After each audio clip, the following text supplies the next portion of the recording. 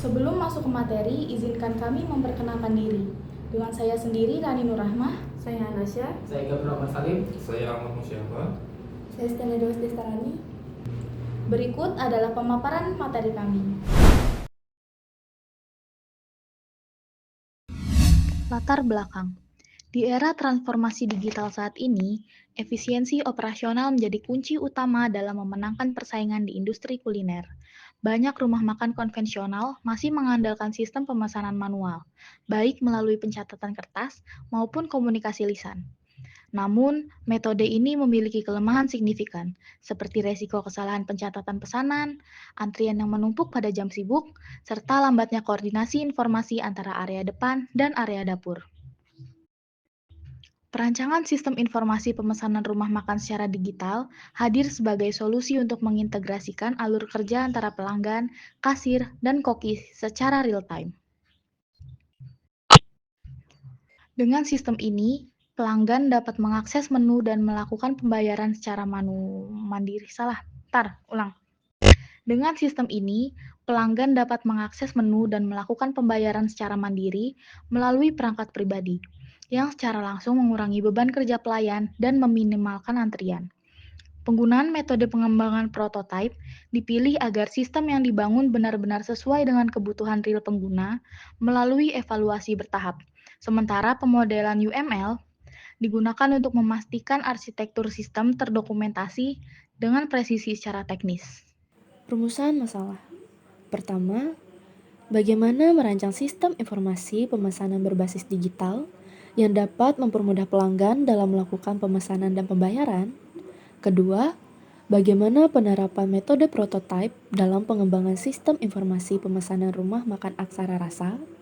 Ketiga, bagaimana analisis kebutuhan sistem dilakukan untuk menentukan fungsi dan fitur yang dibutuhkan dalam sistem pemesanan. Tujuan. Pertama, merancang sistem informasi pemesanan berbasis digital yang dapat mempermudah pelanggan dalam melakukan pemesanan dan pembayaran secara mandiri. Kedua, menerapkan metode prototipe dalam pengembangan sistem informasi pemesanan rumah makan aksara rasa agar sistem yang dibangun sesuai dengan kebutuhan pengguna. Ketiga, melakukan analisis kebutuhan sistem untuk menentukan fungsi dan fitur yang diperlukan dalam sistem pemesanan rumah makan. Sistem informasi pemesanan rumah makan aksara rasa adalah sistem yang digunakan untuk mengelola pemesanan makanan secara digital. Sistem ini dibuat untuk menggantikan cara pemesanan manual yang sebelumnya dilakukan secara lisan atau melalui pencatatan sederhana.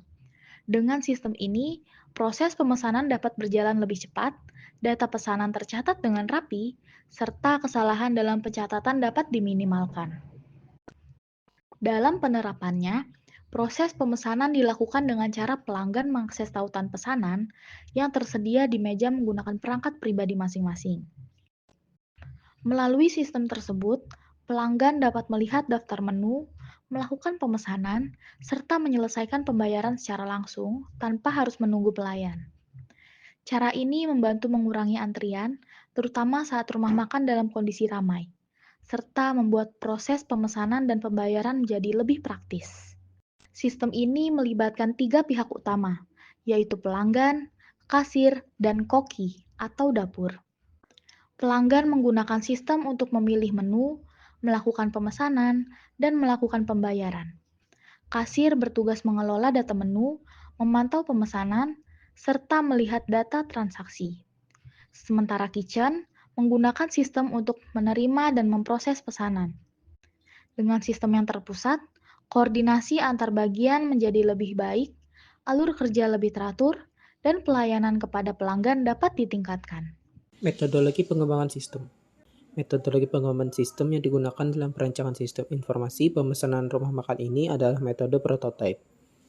Metode prototipe merupakan metode pengembangan sistem yang dilakukan dengan cara membuat contoh atau model awal sistem terlebih dahulu.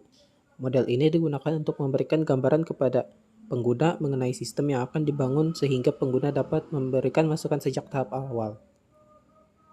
Metode ini dipilih karena sistem pemesanan rumah makan membutuhkan penyesuaian berdasarkan kebutuhan pengguna, baik pelanggan maupun pihak rumah makan. Dengan menggunakan metode prototipe, Pengembang dapat melakukan perbaikan dan penyesuaian sistem secara bertahap sesuai dengan masukan yang diberikan oleh pengguna. Berikut tahapan metode prototype. 1. Identifikasi kebutuhan awal. Mengumpulkan kebutuhan dasar seperti fitur pemesanan, pembayaran, dan pengelola pesanan. 2. Perancangan prototype. Membuat rancangan awal tampilan dan alur sistem. 3. Evaluasi oleh pengguna. Pengguna mencoba prototipe dan memberikan saran. 4. Perbaikan sistem. Prototipe dapat diperbaiki sesuai masukan dari pengguna. Dan terakhir, pengembangan sistem final. Sistem dikembangkan hingga siap digunakan. Analisis kebutuhan sistem. Pertama, observasi. Kami menggunakan metode observasi terstruktur sebagai sumber tunggal pengumpulan data. Metode wawancara dan kuesioner tidak digunakan karena kebutuhan sistem didefinisikan secara mandiri melalui analisis langsung terhadap model bisnis yang sudah mapan, yaitu Migacuan. Kedua, wawancara. Karena sistem ini dikembangkan secara mandiri berdasarkan konsep yang sudah dirancang tim, tidak ada subjek eksternal yang tersedia untuk diwawancarai secara objektif. Memaksakan wawancara kepada teman atau keluarga yang bukan praktisi di bidang rumah makan justru akan menghasilkan data yang tidak valid atau dibuat-buat. Ketiga, atau yang terakhir ada kuesioner. Kuesioner biasanya digunakan untuk menjaring opini dari populasi besar. Karena sistem ini adalah purwarupa tugas, kami lebih membutuhkan detail teknis per langkah, seperti bagaimana pesanan masuk ke dapur daripada data statistik preferensi pengguna. Selanjutnya ada pemodelan proses bisnis. Yang pertama ada use case. Use case diagram memiliki 3 aktor, yaitu pelanggan, kasir, dan koki. Yang pertama, pelanggan perlu login ke aplikasi. Lalu, pelanggan melihat menu yang ditampilkan oleh sistem. Yang ketiga, pelanggan menginput data pesanan. Yang keempat, pelanggan melakukan pembayaran. Lalu kasir bisa melihat data pesanan dan meneruskan data pesanan kepada koki. Lalu koki bisa menerima data pesanan dan lihat data pesanan. Pertama-tama, pelanggan scan barcode untuk memasuki halaman website. Lalu sistem menampilkan daftar menu. Setelah itu, pelanggan menentukan pesanan. Setelah pelanggan menentukan pesanan, sistem menampilkan tombol pesan sekarang. Kemudian, user mengklik tombol pesan sekarang. Setelah itu, sistem menampilkan detail pesanan dan tombol lanjutkan pembayaran. User mengklik tombol lanjutkan pembayaran dan sistem menampilkan total tagihan pembayaran dan tombol bayar sekarang. Setelah itu, user memasukkan minimal uang, lalu sistem menampilkan total pembayaran. Setelah itu, user mengklik tombol bayar sekarang. Dan setelah itu terdapat percabangan, yaitu apakah saldo kurang dari total tagihan. Ada yang pertama adalah tidak. Sebenarnya ada sedikit salah itu. Tidak itu harusnya ke bawah. Dan yang ke kanan itu adalah iya. Jika saldo kurang dari total tagihan, maka akan menampilkan notifikasi gagal dan akan kembali pada halaman menampilkan total tagihan pembayaran dan tombol bayar sekarang. Jika saldo lebih dari total tagihan, akan menampilkan notifikasi berhasil dan mengirim data pesanan ke kasir. Setelah itu, kasir mencetak data pesanan dan memberikan data pesanan ke koki. Dan yang terakhir, koki menerima data pesanan dari kasir. Alur kerja dimulai ketika pelanggan melakukan pemindaian atau scan barcode yang diterima oleh sistem untuk menampilkan daftar menu yang tersedia. Setelah memilih menu, pelanggan menentukan pesanannya dan sistem akan merespon dengan menampilkan tombol pesan sekarang. Proses berlanjut saat pelanggan menekan tombol tersebut. di mana sistem kemudian menyajikan detail pesanan beserta opsi untuk lanjutkan pembayaran. Pelanggan kemudian diarahkan pada informasi total tagihan, memasukkan nominal saldo yang dimiliki, dan melakukan konfirmasi akhir dengan menekan tombol "Bayar sekarang". Setelah transaksi dilakukan, sistem akan memberikan umpan balik berupa notifikasi, baik itu notifikasi gagal maupun notifikasi berhasil. Jika pembayaran dinyatakan sukses, sistem secara otomatis mengirimkan data pesanan tersebut kepada kasir. Kasir kemudian bertanggung jawab memberikan data pesanan kepada koki yang diakhiri dengan konfirmasi bahwa koki telah menerima data pesanan dari kasir untuk segera diproses lebih lanjut. Baik, masuk ke pembahasan berikutnya yaitu UI dan UX. Di sini saya akan mendemonstrasikan diri saya sebagai pelanggan yang ingin memesan menu di rumah makan Aksara Rasa. Setelah saya sampai ke rumah makan Aksara Rasa, saya langsung duduk ke meja pelanggan. Di meja pelanggan terdapat kode QR yang dapat mengakses sistem informasi pemesanan menu rumah makan Aksara Rasa. Baik, di sini saya akan mendemonstrasikannya.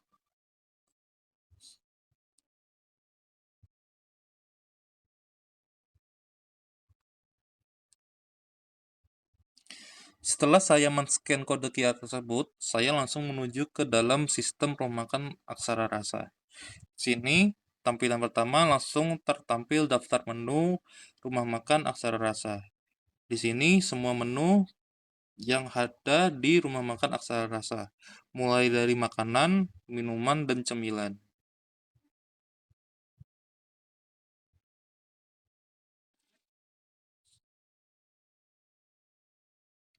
Di tampilan ini, kami membuat menu menjadi 2 kolom agar pelanggan dapat mudah mencari menu yang diinginkan. Dan setiap menu kami kategorikan menjadi beberapa segmen, yaitu yang pertama ada segmen makanan, yang isinya semua menu makanan. Yang kedua ada segmen minuman, yang isinya adalah menu-menu minuman. Dan yang ketiga adalah segmen cemilan, yang isinya semua menu-menu camilan yang ada di rumah makan Aksara Rasa. Baik, di sini saya akan mencoba untuk memesan menu-menu yang ada di sini. Saya akan coba untuk memesan mie goreng, es jeruk, dan bakwan. Bisa dilihat, saya memesan 3 item. Di bagian kiri bawah ada logo keranjang dengan angka 3, yaitu 3 item yang sudah saya pilih. Jika saya menambahkan nigel goreng, maka akan menjadi 4 item, berarti 4 menu sudah saya pilih.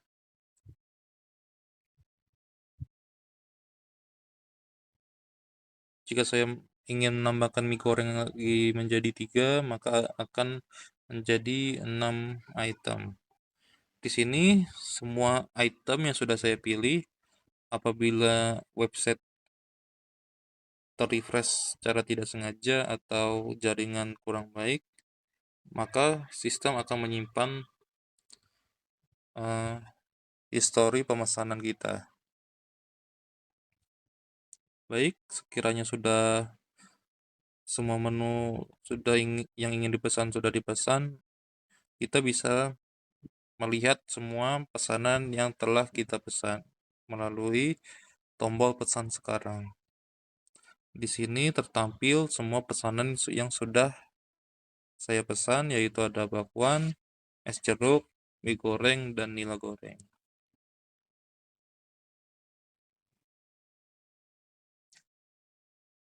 Semua harga dari semua menu dijumlahkan, lalu muncul total tagihan yang harus saya bayar, yaitu ada Rp121.000. Setelah itu, saya ingin mencoba untuk membayar menu-menu yang telah saya pesan.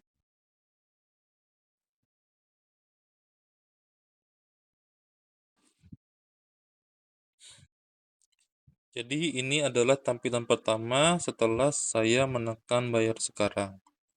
Di sini tertampil ada total tagihan saya yaitu 121.000. Lalu di bawahnya adalah tempat penginputan saldo yang bisa saya gunakan untuk membayar tagihan saya. Pertama-tama saya akan coba untuk tidak menginput nominal uang sepeser pun, lalu saya akan menekan bayar sekarang, maka sistem akan gagal dan menampilkan notifikasi mohon masukkan nominal uang. Yang kedua, saya akan coba untuk memasukkan nominal yang lebih kurang nilainya daripada total tagihan saya. Saya akan memasukkan 100.000 yang dimana nominal tersebut kurang dari 121.000. Saya akan coba bayar sekarang, maka sistem akan gagal dan menampilkan notifikasi saldo tidak cukup dan menampilkan nominal yang kurang agar total tagihan saya dapat dilunaskan, yaitu 21.000.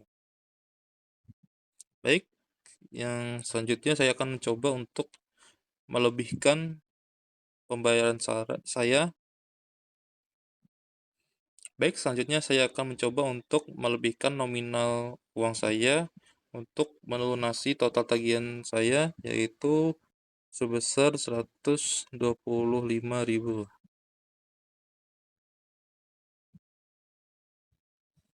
Bisa dilihat pembayaran berhasil dengan kembalian Rp4.000.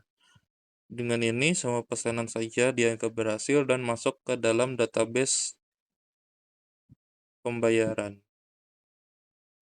Lalu terdapat tombol kembali ke menu untuk kembali ke daftar menu. Dan semua pesanan yang sudah saya pesan di-reset ke tampilan awal. Jadi sudah tidak ada keranjang item yang sudah saya pesan sebelumnya. Di sini kita bisa mengulanginya, semisal saya ingin memesan 156.000 sebagai total tagihan saya, masuk ke dalam pembayaran.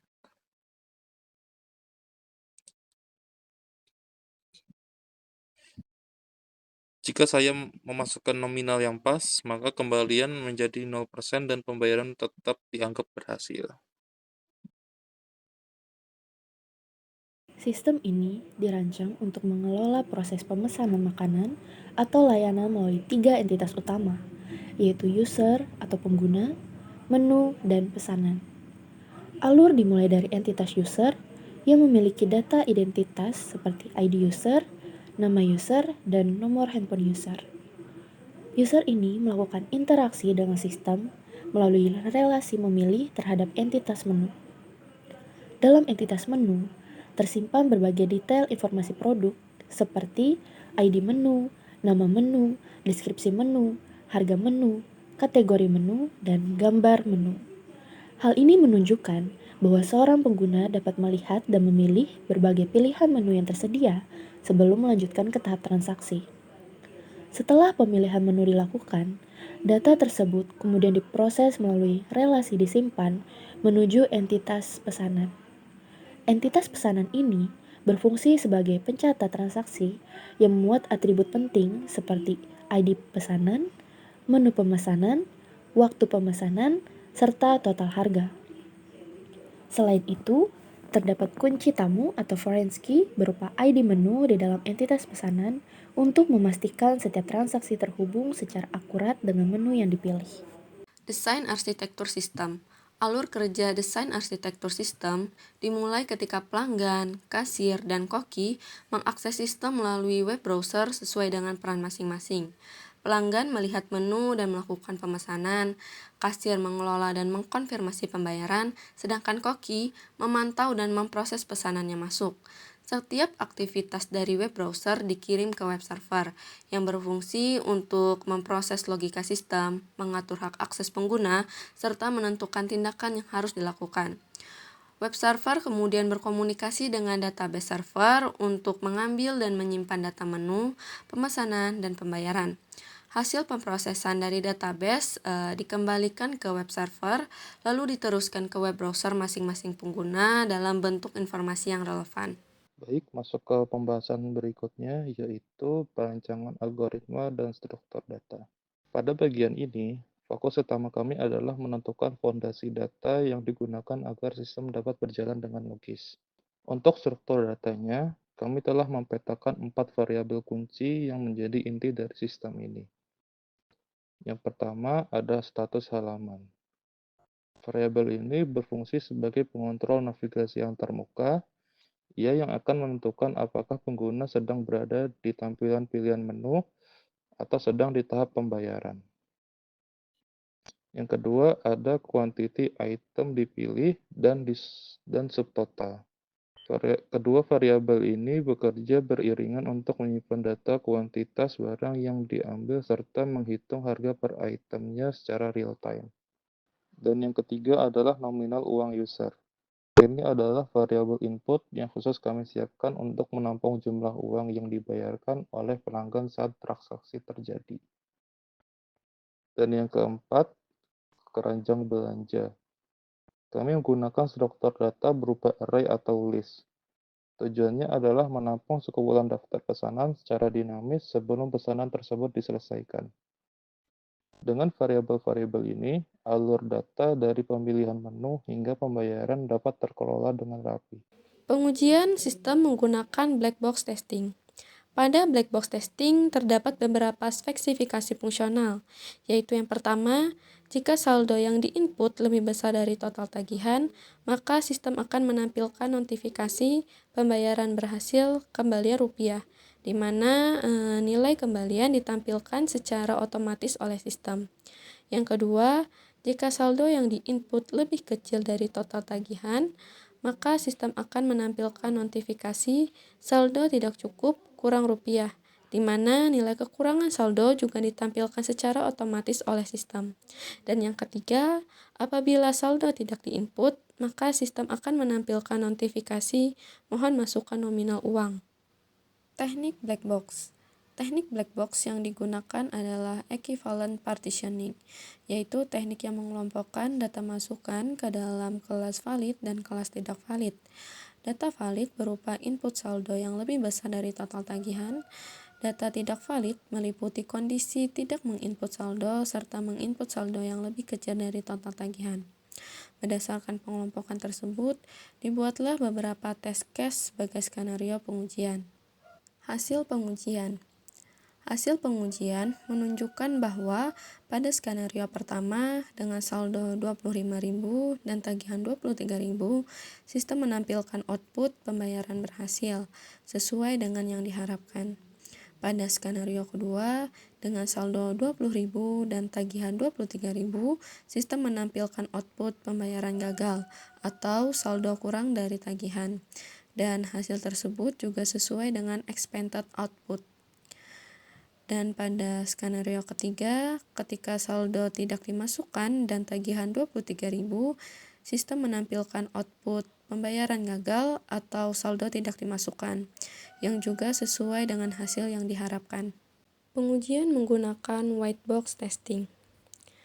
White box testing dilakukan untuk memastikan bahwa alur logika internal sistem berjalan sesuai dengan rancangan program. Pengujian ini berfokus pada jalur eksekusi yang terjadi di dalam kode program. Yang pertama ada kontrol alur. Pengujian memverifikasi bahwa struktur kendali program seperti perulangan while dan percabangan if berfungsi dengan benar. Perulangan while digunakan untuk menjaga status halaman tetap aktif selama proses berlangsung, sedangkan seleksi if memastikan setiap keputusan logika bisnis dieksekusi sesuai kondisi yang telah ditentukan. Yang kedua ada akurasi data. Pengujian juga memastikan ketepatan perhitungan data, khususnya pada proses kalkulasi subtotal transaksi. Selain itu, dilakukan validasi untuk memastikan nominal pembayaran yang dimasukkan oleh pengguna mencukupi sebelum sistem melanjutkan ke tahap berikutnya. Dan yang ketiga ada terminasi sistem. Pada tahap akhir, Pengujian memverifikasi bahwa sistem dapat mengakhiri proses dengan benar, yaitu dengan mengosongkan keranjang belanja dan melakukan pengalihan otomatis ke menu awal setelah transaksi selesai. Perhitungan Cyclomatic Complexity. Perhitungan Cyclomatic Complexity dilakukan untuk mengetahui kompleksitas logika program. Berdasarkan pseudocode, terdapat 2 titik keputusan berupa perulangan while dan 5 titik keputusan berupa kondisi if, sehingga total titik keputusan berjumlah 7. Dengan menggunakan rumus VG sama dengan discussion plus 1, diperoleh nilai cyclomatic complexity sebesar 8, yang menunjukkan terdapat 8 jalur independen. Independent path. Path 1. Sistem berada pada halaman menu, pengguna tidak memilih item, keranjang kosong, tombol bayar tidak ditampilkan, sistem tetap berada pada halaman menu. Hasilnya, tombol bayar tidak muncul dan sistem tetap menampilkan halaman menu. Path 2. Sistem berada pada halaman menu, pengguna memilih jumlah item lebih dari 0, sistem menghitung subtotal dan total harga, keranjang berisi item, tombol bayar ditampilkan, pengguna tidak menekan tombol bayar, sistem kembali menunggu aksi pada halaman menu. Hasilnya, total harga ditampilkan dan tombol bayar muncul, namun sistem tetap berada pada halaman menu. Path 3. Sistem berada pada halaman menu, pengguna memilih jumlah item lebih dari 0, sistem menghitung total harga, keranjang berisi item, tombol bayar ditampilkan, pengguna menekan tombol bayar, sistem berpindah ke halaman pembayaran. Hasilnya, halaman pembayaran ditampilkan dengan total tagihan akhir. Path 4. Sistem berada pada halaman pembayaran, pengguna tidak menekan tombol bayar sekarang, sistem tetap berada pada halaman pembayaran. Hasilnya, halaman pembayaran tetap ditampilkan tanpa perubahan status. Path 5. Sistem berada pada halaman pembayaran, pengguna menekan tombol bayar sekarang, pengguna memasukkan nominal uang lebih kecil dari total tagihan, sistem menampilkan pesan saldo tidak cukup kurang rupiah. Hasilnya, notifikasi saldo tidak cukup kurang rupiah ditampilkan dan sistem menunggu input ulang. Path 6. Sistem berada pada halaman pembayaran, pengguna menekan tombol bayar sekarang, pengguna memasukkan nominal uang lebih besar atau sama dengan total tagihan, sistem menampilkan pesan pembayaran berhasil, kembalian rupiah, keranjang belanja dikosongkan. Hasilnya, notifikasi pembayaran berhasil, kembalian rupiah ditampilkan dan keranjang belanja dikosongkan. Path 7. Sistem berada pada halaman pembayaran, pengguna menekan tombol bayar sekarang, pengguna tidak memasukkan nominal uang, sistem melakukan validasi input saldo, sistem menampilkan notifikasi mohon masukkan nominal uang, sistem tetap berada pada halaman pembayaran dan menunggu input ulang. Hasilnya, notifikasi mohon masukkan nominal uang ditampilkan dan sistem menunggu pengguna memasukkan nominal pembayaran yang valid. Path 8. Sistem berada pada halaman pembayaran, pembayaran sebelumnya gagal, pengguna menginput ulang nominal uang, pembayaran berhasil, sistem diarahkan kembali ke menu awal. Hasilnya, pembayaran berhasil dan sistem menampilkan kembali halaman menu awal. Perancangan maintenance. Apabila terjadi sesuatu yang tidak diinginkan, seperti kegagalan sistem, kerusakan perangkat keras, kesalahan perangkat lunak, atau kegagalan data, maka kami telah dilengkapi dengan mekanisme replikasi sebagai langkah antisipasi. Replikasi berfungsi sebagai salinan data cadangan yang tersimpan pada server atau media lain, sehingga data tetap aman dan dapat dipulihkan dengan cepat tanpa mengganggu operasional sistem secara signifikan. Perancangan sistem informasi pemesanan rumah makan ini merupakan solusi digital yang bertujuan untuk menggantikan proses manual dengan sistem terintegrasi guna meminimalisir kesalahan pencatatan dan mempercepat alur pelayanan.